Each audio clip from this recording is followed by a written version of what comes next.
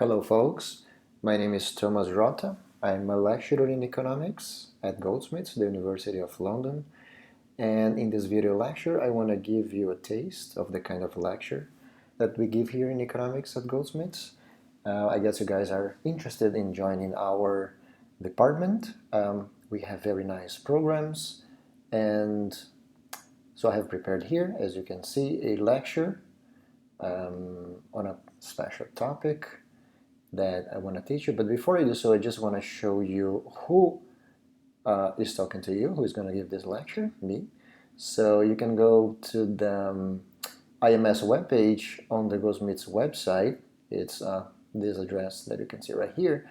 If you scroll down a little bit, you click on staff. You're going to see the list of the full staff of the department. Everybody is here, around 40 people, 40 members of the permanent staff. If you scroll down a little bit more, you can see me here, Tomas Rotta, as I said before. You can see a picture of me. If you click here, you can go to my page. I am currently teaching advanced econometrics for the third year. I also teach applied quantitative economics for the second year, and I'm also supervising students in their whole journey at Goldsmiths in years 1, 2, and 3. So now you have a better idea who is talking to you, who is going to give this lecture, and we are ready to start. So let me go back to my presentation. I'm going to open it. All right. So the title is, why does the economy grow or shrink? Okay. And this question is important because most people would answer this question in the following way. Oh, wow, the economy grows because we produce more stuff. But that answer is not correct. Why? Because even though we can produce more stuff, that's not enough for the economy to grow. If we produce more stuff, but people are not buying that more stuff that we have produced, GDP is not going to grow. The economy is not going to grow. So it's not enough to say that we have produced more. Because if people don't buy what we have produced, if companies don't buy more inputs, people don't buy more consumption goods, the economy is not going to grow. So production is not enough to make sure that the economy grows. Okay, so let's see why exactly the economy grows and why it doesn't grow. So why does it shrink sometimes? One example is right now. Right now the economy is shrinking. So we know that GDP can fall sometimes, but most of the time GDP tends to grow over time. Okay, there's a positive, there's a growing trend in GDP. Okay, but why? What is the reason? Why does GDP grow or fall over time? Okay, so if you look at the data, this is nominal GDP. This data is on the internet. You can just Google it. Okay, so that's nominal GDP. You can see the nominal GDP for the world there, and that's the blue line. Yellow line, you can see the GDP for Europe and Central Asia. The United States is also there. The red line. You can make as many plots as you want. This data is easily available on the internet. There I put Germany, France, the UK, and Russia. You can compare the nominal GDPs. What do you see? These economies grow, and it's more than growth. They grow exponentially. Okay, so now I put the United States together with Germany, France, the UK, Russia, and Canada. So what do you see? It's not just growth, it's exponential growth, okay? GDP, which is a measure of the economy, okay? It measures value added, as we're gonna see. GDP grows and it grows exponentially, okay? So you can see right here that sometimes GDP does not grow, it falls, so the economy shrinks, as you can see. After the 2008 crisis, the economy has shrunk. But after a while, it keeps, growth comes back and the economy keeps increasing. So it grows and it grows exponentially, okay? Is it because of inflation? Is GDP growing because of inflation? The answer is no. Let's deduct inflation from the data. And what do you see? Now we have the world GDP, we have the GDP for the United States, UK, and Europe and Central Asia together. And here I have deducted inflation, so now we are talking about real GDP, and real GDP keeps increasing, okay? If we remove the world, so now you only have Europe, and Central Asia together, US and the UK, you can see the real GDP keeps increasing. So it's not because of inflation. I just removed the inflation and GDP keeps increasing, okay? And it increases systematically, even though if you look at here, as I said before, after the 2008 crisis, GDP actually fell, but over time, the trend is positive, okay? Does GDP grow because of population? Some people say, GDP is just growing because the population is growing, but that's not true. Because if we deduct population growth, take a look, the economy keeps increasing, okay? So here we have real GDP per capita. So this is GDP, you deduct inflation, so you get real GDP, then you deduct population growth. So this is the real GDP deducted, inflation was deducted, and then per capita, per inhabitant. And still, what do you see? The economy is increasing systematically, despite a few years in which it shrinks. But systematically it grows, and it grows a lot, okay? So this is the GDP per capita, real GDP per capita of the United States. It's the country with the highest one here. The UK comes next, then Europe and Central Asia, and that's the average for the entire world economy. You can also put many countries together, so you're going to see that the United States and Canada are at the top, then you have Germany, France, the UK, Italy is not doing well, Spain is not doing well, and Greece is doing much worse. Here you have some developing countries like Chile, Venezuela, Turkey, Brazil, Russia and Argentina. You can clearly see that the Greek economy has been shrinking so much that is actually approaching the levels of developing countries in Latin America. All right. So this is a clear case of a first world economy whose GDP has been shrinking so much that it's approaching a much less developed economy like Chile in Latin America. Okay. Is the GDP growing because of exports? Some people say, oh, our economy is growing because of exports, right?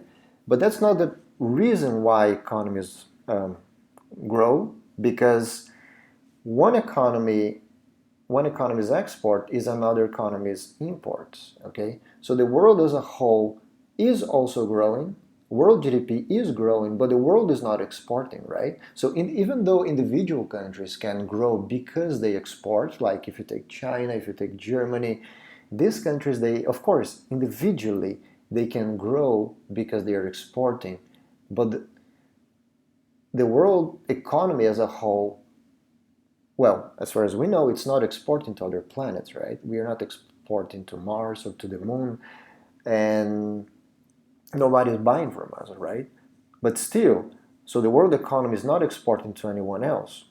Imports and exports for the whole economy together, if you sum all of them, they have to sum to zero, okay? Because one's exports are somebody else's imports, and vice versa, okay? If you're importing, your imports are somebody else's exports. So if you sum all the imports and exports on the planet, you're necessarily going to get zero, okay? So for the world economy as a whole, net exports are zero, okay?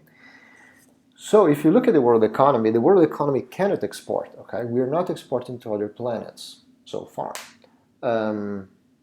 But still, the world GDP keeps increasing, you see?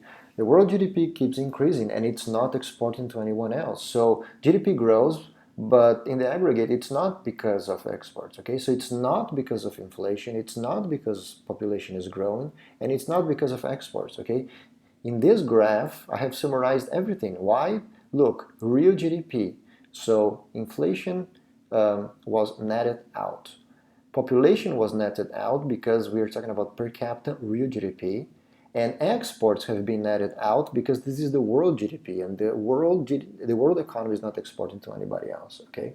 So let's look, at the reason now, the real reason why GDP is growing, okay? Big question, why does GDP rise or fall?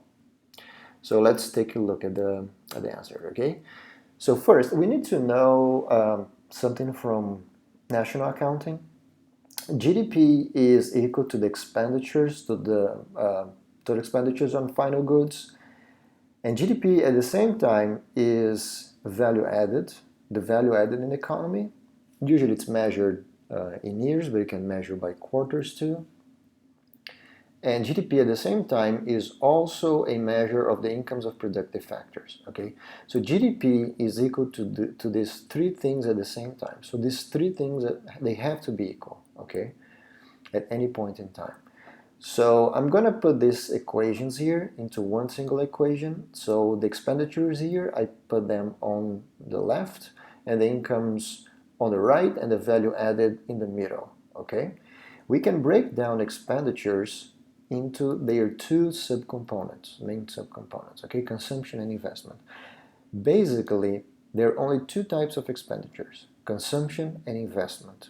You're going to learn that we have consumption, investment, government expenditures, then exports minus imports. It doesn't matter because all of them boil down to two, consumption and investment, okay? Because imports and exports, government expenditures, they all either mean government consumption or government investment, and you export or you import for consumption or for investment.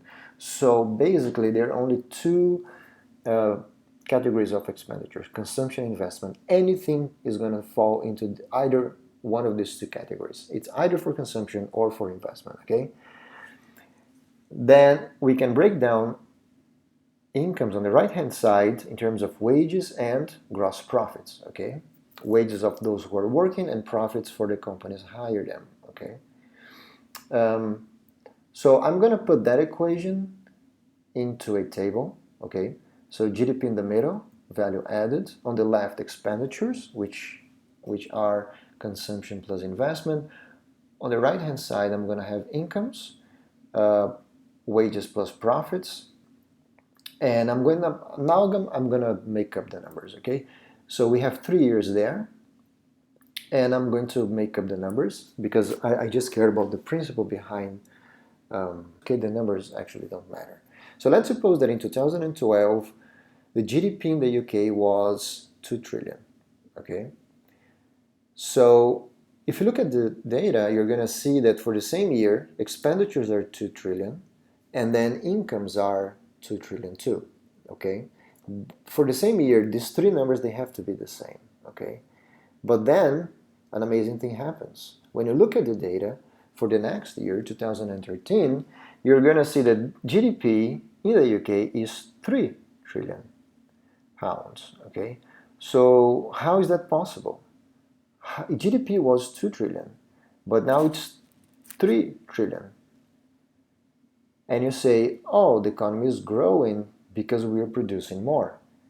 Yeah, but who is buying that stuff, that extra stuff, you know, that more that we have produced, that extra stuff that we have produced? Because if you look on the right hand side here, incomes are 2 trillion. So this is what people have in their pockets. They have 2 trillion. But now we are producing 3 trillion, but people only have 2 trillion in their pockets. If you only have 2 trillion in your pocket, in terms of total income, how can you buy these 3 trillion pounds that were produced in terms of value added in the next year? You see, there is not enough money to buy because at the end of this year, people had this in their pocket. How can they buy more that is produced next year, okay? So how do we jump from 2 trillion to 3 trillion here, okay? And then the same is going to happen the following year. Because in 2014, let's say, GDP rises to 4 trillion. So if people only had 2 trillion in their pockets, how can they have enough income to purchase, you know, a growing level of production, okay? As I said before, it's not enough to produce stuff. Because if we produce more stuff and nobody's buying that stuff, GDP is actually not increasing. So we need to make sure that we're producing and people are buying that stuff, okay? So the answer is the following. You have to look at this table from the left to the right, okay? Instead of looking at the table from the right to the left, don't look at it from incomes to expenditures. You have to look from the left to the right. The causality here, causality goes from the left to the right, from expenditures to incomes. Okay, then you're going to understand how is it possible that people with 2 trillion can produce and then purchase 3 trillion. Okay, so for 2013, we need to have the same numbers in the 3 cells, right? So for the same year, these 3 numbers are the same here. Okay, and here we're going to have 4 and 4. Okay, how is it possible for these numbers to grow here, for the economy to grow? What happens is the following. Here, companies and people and the government together, they were spending 2 trillion to produce 2 trillion, and they got back, in terms of incomes, 2 trillion. Okay? The next year, they're going to spend 3 trillion to produce 3 trillion to get back 3 trillion. Okay? So the trick here is, how do we go from this 2 trillion in terms of incomes to 3 trillion in terms of expenditures the next year? Because the same is going to happen in 2014. Okay? The same is going to happen the following year. We have, at the end of this year, 3 trillion in our pockets, but then the economy is going to spend 4 trillion to produce 4 trillion in terms of the values of the goods and services, and then we're going to pocket 4 trillion, either in terms of wages or profits for the companies. Okay, so how can we jump from 3 trillion pounds in terms of incomes to 4 trillion in terms of expenditures the next year? Okay, how do we jump from 3 to 4 or from 2 to 3? The principle is the same. Okay, so what do we know so far? Look, this is very important. At any point in time, okay, any point in time, for a day, for a month, for a week, for a quarter, for a year, okay, this equality is always true. Expenditures, they're equal to incomes. T is the time subscript. Okay, so for the same T, for the same, as I said, for the same week, for the same month, for the same year, expenditures must match incomes. Okay, and incomes must match expenditures. They must be the same. Okay, but GDP grows because expenditures are greater than incomes. Okay, GDP is growing because in the next year, or the next month, or the next day, or the next week, the next quarter, it doesn't matter, in the next time period, expenditures are going to exceed total income. Okay,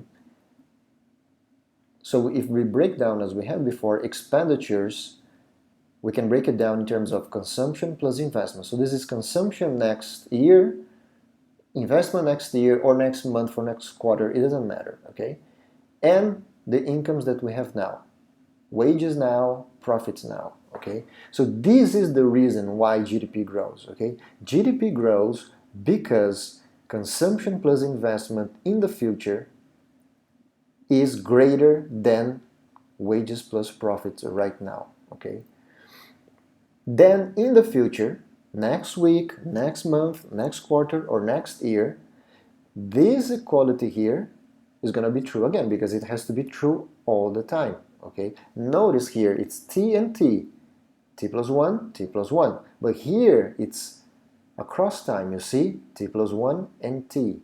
So at any point in time, for the same year, same week, same month, same quarter, this is true and this is true. Okay, this is true because this is true. But across time, you can have this. If expenditures are greater than incomes, GDP grows. If expenditures are equal to incomes, then GDP does not grow, it stays the same. Growth is flat, okay, no growth. And of course you can have the opposite. What if expenditures are less than incomes, okay? Then GDP is going to shrink, okay? So GDP falls when we have this. If expenditures are lower than our incomes, then GDP is going to fall, okay? So if consumption plus investment in the future is lower than what we have right now in our pockets, then GDP is necessarily going to fall, necessarily, okay? Going to fall. So again, if expenditures are lower than incomes, GDP falls. If they're the same, GDP does not grow and does not fall, it stays flat, okay? And if expenditures are greater than incomes, then GDP increases, okay? And remember, for any point in time, they have to be equal. But across time, they can differ. And this difference is what determines if GDP grows, if it stays the same, or if it falls, okay? But, now let's go deeper into it, okay? How can we spend more than our income? The answer is credit, okay? And because we have two types of expenditure, we're going to have two types of credit. So if we have investment and consumption, we're going to have investment credit and consumption credit, okay? So what do we know so far? So GDP grows over time because expenditures are greater than incomes. This is the reason why GDP grows, okay? And expenditures can only exceed incomes if there is credit, okay? So what do we know? No credit, no growth, okay? But there's a problem because credit is a necessary but not a sufficient condition for growth, okay? The fact that we have credit doesn't mean that we're going to have growth. What I said is, if there is no credit, there cannot be growth. But if there is credit, we don't know for sure if we're going to have growth, okay?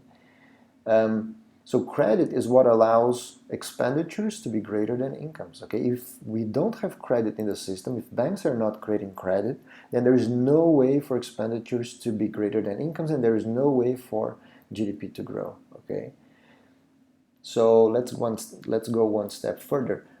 Where does credit come from? Okay, I'll give you a hint. It's not from deposits, even though many people believe that credit comes from deposits. That's not true. That's absolutely not true. Credit does not come from deposits, okay? Credit does not come from previous savings either, okay? Many people believe in this, that credit originates from deposits or previous savings, but that is not true, okay? The origin of credit, it's not in deposits, not in previous savings, okay? Some people say the government is the origin of credit. Well, that's not true. The government can create credit. That's true. The government can do it. The government can use the central bank to create credit. But if you look at the data, usually 97% of the total credit in the economy actually comes from private banks, not from the government. So only 3% comes from the government, or even less. Sometimes it's less than 3%. Okay, so the vast majority of the money in circulation, money and credit, comes from private banks. It's the private sector that is creating all of this credit. Okay, so how does it happen? Okay, so the answer is commercial banks. Commercial banks create money out of nowhere, literally out of nowhere. Okay, they just type the numbers on the computer. And here I put in bold letters commercial banks because we have to say commercial banks, okay? Because investment banks cannot create money out of nowhere, okay? Basically, the difference is commercial banks, they have a checking account at the central bank. And if you have a checking account at the central bank, you are allowed to create money out of nowhere. And investment banks, they don't have a checking account at the central bank, okay? But what determines, let's go one step further, okay? So what determines how much credit is actually created, okay? And the answer is, what determines how much credit is created is the commercial bank's expected profits, okay? Banks are going to assess risk and return when they create money out of nowhere, when they create credit, okay? Well, remember, this money creation is a liability to the bank, because some people could say, oh, if banks can create money out of nowhere, how can they go bankrupt? Because we do see that banks go bankrupt. But if they are just creating money out of nowhere, how can they go bankrupt? They just create money for themselves. And that's not true, because when the bank is creating money out of nowhere, it is creating money out of nowhere to someone else, to another bank, to another company, or to the government, or to consumers. So the bank cannot create more money for itself. The bank can only create more money out of nowhere to other people, okay? So every time that a bank creates money out of nowhere, credit, it's a liability to the bank. So the bank is creating money and it's increasing the liability of the bank, the liability side, okay? And because it's a liability, of course, you can go bankrupt, right? So if you create money out of nowhere and the people don't pay you back, You have a liability and you have no matching asset, so you go bankrupt, okay? Your net worth, the capital of the bank turns negative, and then that's when the bank goes bankrupt, okay? So as I said before, bank credit does not come from previous savings. Bank credit does not come from deposits. The opposite is true, okay? Deposits come from bank credit, and savings come from investment finance with bank credit, okay? It's the opposite. It's not that you have savings and then savings become loans to other people. No, it's the loan that creates the savings, okay? It's the credit that creates the deposit, okay? Because at any point in time that you ask for credit, the bank creates a checking account for you, or the bank is going to deposit money in your checking account, okay? So it's credit creation that is actually creating the deposit, not the other way around, which means that the money multiplier does not exist, okay? Many people, if you're taking your A levels, I don't know, maybe you have heard about the story, the money multiplier, that people go to the bank with their deposits, they deposit their money. So their savings are at the bank, and then the bank takes that money and they're going to make loans to other companies and consumers. So you go from deposits to then, the banks, they gather all these savings together, they make loans, but that's not true. That's absolutely not true. That's not what banks do. They don't do that. They're not loaning your money to other people, okay? So the money multiplier does not exist. The money multiplier story is this: people deposit money, then you have the fractional reserve system, and then the bank can use, let's say you deposit like £1,000, and then the bank only needs to keep like 10% of this, so then it can loan 900 and then so forth. So you have this money creation because you have a fractional reserve system, but that's absolutely incorrect. That's not how the system works, okay? One step further, how do companies decide how much to invest, produce, and hire, okay? So companies, basically, that's the answer. Companies decide how much to invest, produce, and hire. This decision is based on their expected profits, okay? And banks are going to do the same, okay? How do banks decide how much credit to create in order to finance companies' expenditures? The answer is banks decide based on their expected profits, okay?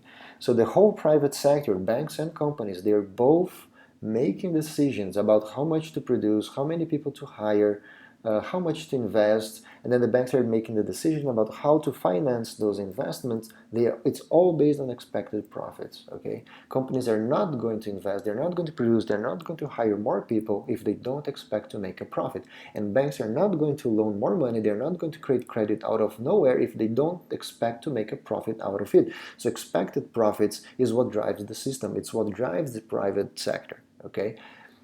Companies are not going to produce, they're not going to hire anybody, they're not going to invest in anything if they don't expect to make a profit out of it. And banks the same. If they don't expect to make a profit out of a loan, they're not going to create a loan, okay?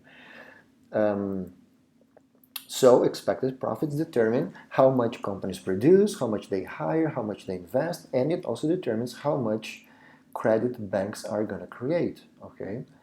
So the main driver of GDP growth or GDP fall in the private sector is expected profits. Okay, that's a key term. Expected profitability determines how much companies are going to produce, hire, invest, and how much credit is going to be created out of nowhere by the commercial banks. Okay. So just one last point. Okay. So what about the government? Okay, because I mentioned the private sector, okay? I focus so much on the private sector for one simple reason. 97% of the credit in the economy comes from private banks, okay? Very little of it, maybe 3% or even less than 3% actually comes from the central bank, from the government, okay? So, but the government is different, right? Because the government doesn't actually have to obey the principle of expected profits, okay? The government can hire, the government can produce, the government can invest, not based on expected profits. The private sector, banks and companies, they care about expected profits because if they don't do it, they're going to go bankrupt. But the same does not apply to the government, okay? The government can follow a different logic, which is not the pursuit of profits, okay? So the government can spend, hire, produce, and create credit without worrying about expected profits. Okay, the government can step in to spend more when the private sector spends less. The government can step in to create liquidity when banks reduce credit. And now with the coronavirus crisis, it's exactly what we are observing. The private sector is shrinking. They're not hiring people. They are making employees redundant. Private banks are reducing the amount of liquidity in the system. They are destroying credit. So when you hear the newspaper saying, oh, there is liquidity destruction, there is less liquidity in the system, there is a liquidity crunch. What that means is that banks are destroying credit. Okay, but the government can step in. The central bank can step in this, let's say, extreme times like we are living through right now, and the bank itself can create liquidity, it can create credit out of nowhere, and it can spend more to compensate for the fact that the private sector is shrinking, okay, because of the crisis. So in times of crisis, the government usually uses its ability to spend more and create more credit, okay? So that's it. Thank you very much for watching this video taster lecture. If you enjoyed the taster lecture, you can find more information, or please, join our economics programs. More information at this address, gold.ac.uk/economics. And well, I hope to see you around on campus. I hope you join our programs, and I'm also available. You saw my webpage. So you can email me if you want, if you have more questions too. All right. So that's it, folks. Thank you very much, and bye-bye.